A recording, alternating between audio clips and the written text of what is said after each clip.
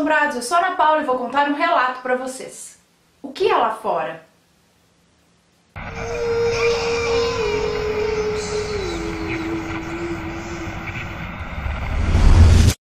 Histórias assombradas. Galera, essa sala tá um forno, eu não posso ligar o ventilador aqui, não tem ar-condicionado, tá um calor de quase 40 graus lá fora, eu estou de preto e essa sala tá toda fechada aqui para tentar não pegar ruídos de fora, então eu acho que eu vou pingar um pouco aqui.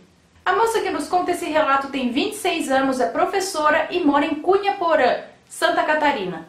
E isso aconteceu no fim de agosto de 2015 agora.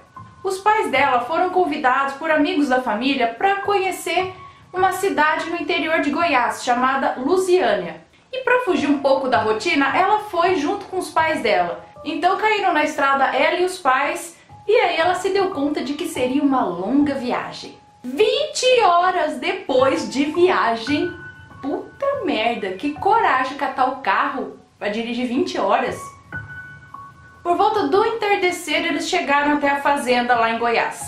Essa fazenda fica numa região cercada de plantação de soja e de milho, e é próximo aos Americanos, que é tipo um povoado lá.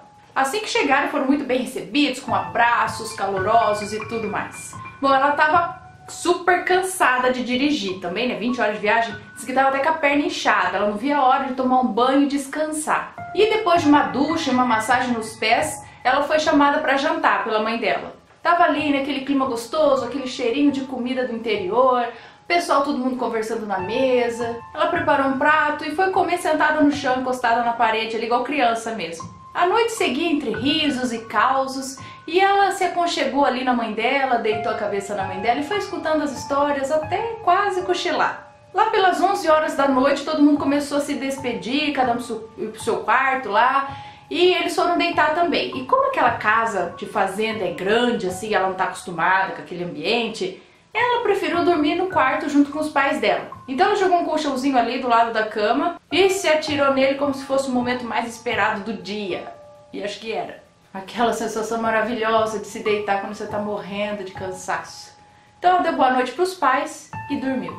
Mas por volta das 2 horas da manhã ela acordou com um barulho de vozes. Quando ela abriu os olhos, ela viu o pai dela em pé, olhando pela janela. Na verdade, ele estava espiando pela janela do quarto.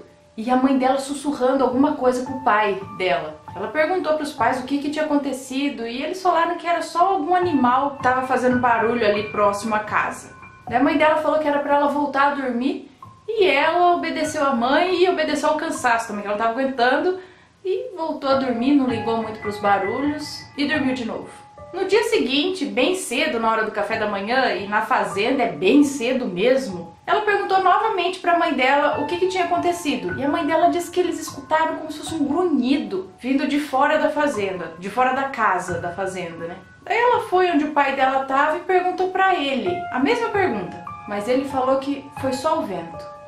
Ela disse que o pai dela é um homem ainda jovem, ele tem 56 anos apenas, é descendente de alemães, tem quase 2 metros de altura, o homem pesa uns 120 quilos. Além disso, o cara trabalha num abatedouro próximo à casa deles, o que lhe rendeu o apelido de... E acostumado a lidar com ruídos de animais vivos e mortos, ou morrendo, ele saberia identificar o ruído de algum bicho ali que viria de fora da floresta, sei lá. E disse que o pai dela é daquele tipo de pessoa que se ninguém falar com ele, ele não fala com as pessoas. Se você não falar com ele, não fala com você. E ele é extremamente sério e religioso. São raros os momentos em que ela vê o pai dela sorrindo. O dia seguiu e ela aproveitou para curtir o sol, o riacho que cortava a propriedade lá. E mais uma vez chegou a noite e o jantar, que era do tipo banquete. Dessa vez os homens se reuniram num ponto mais afastado da casa ali para jogar baralho e para falar besteira, para variar. E as mulheres ficaram ali na casa conversando coisas de mulheres e comendo uns docinhos ali que a filha da dona da casa tinha feito. E mais uma vez chegou a hora de dormir, então ela se recolheu até o quarto dela e depois de escovar o dente, fez lá suas orações, se deitou e dormiu. E acordou num susto quando ouviu a porta do quarto abrir tão forte, como se tivesse uma manada passado pela porta. Era o pai dela, ofegante, com os olhos arregalados. e ele tentava recuperar o fôlego como se fosse alguém que tivesse acabado de sair de uma maratona.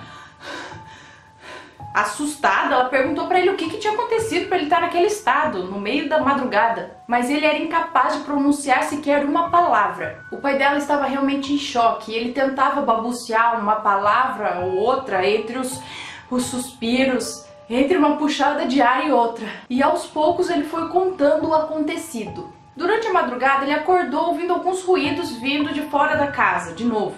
O ruído era como se fosse um bicho em agonia. E depois de alguns minutos, ouvindo aquele ruído, ele decidiu se levantar para ver do que se tratava. Olhou assim entre a janela, mas não conseguia ver direito, então ele decidiu ir lá fora para ver.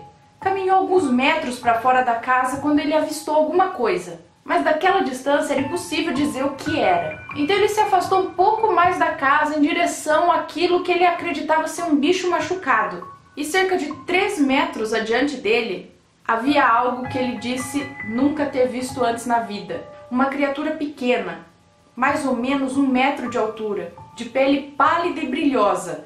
Era como se fosse a borracha de uma bexiga lambuzada de óleo. Diz que a silhueta lembrava uma criança albina, mas não possuía roupas nem cabelo, e mal parecia tocar o chão.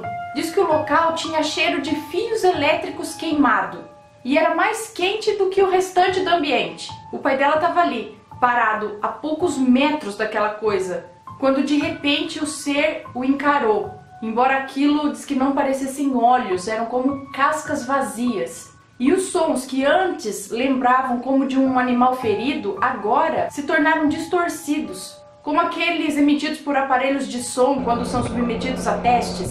Acho que é tipo um chiado, sei lá. Uma espécie de chiado metálico indecifrável. Diz que o corpo dele ficou imóvel e era como se ele tivesse hipnotizado. Diz que o cérebro dava o comando, corra, mas as pernas eram incapazes de obedecer. O pai dela diz que sentiu um medo tão intenso que ele chegou a vomitar de medo. E algo como uma fumaça sufocante pairava sobre aquele ser, aquela coisa, que aos poucos afastou-se sem mover o olhar e sumiu dentro do mato.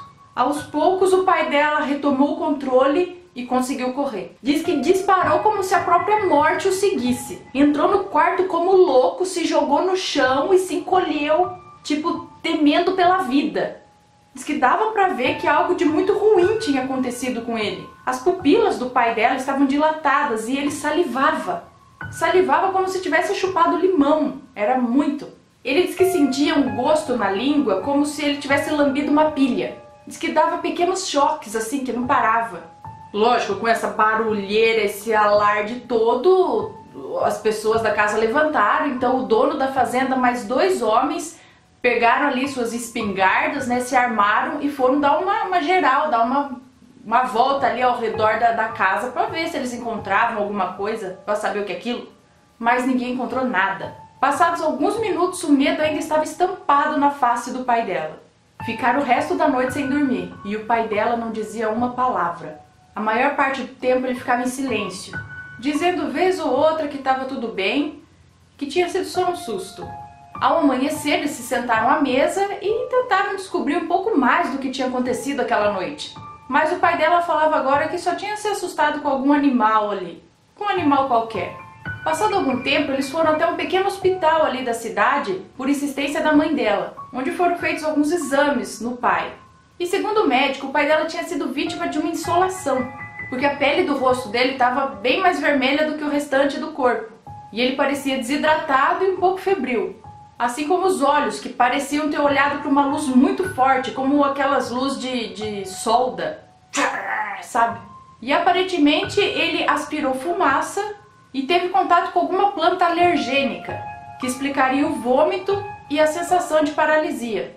O doutor ainda fez algumas perguntas, mas o pai dela não mencionou nada do que aconteceu na noite passada. Inventou ali alguma coisa sobre pescaria e o motor de um barco que pegou fogo.